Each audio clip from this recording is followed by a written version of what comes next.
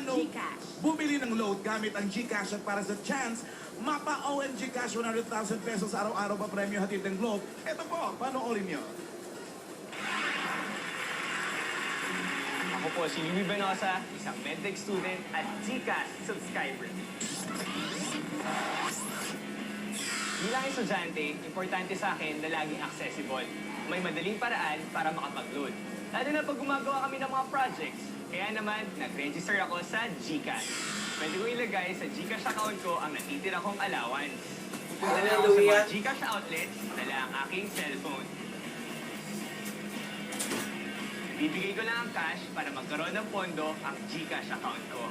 At ang aking GCash, pwede ko na ipambili ng load anytime, anywhere.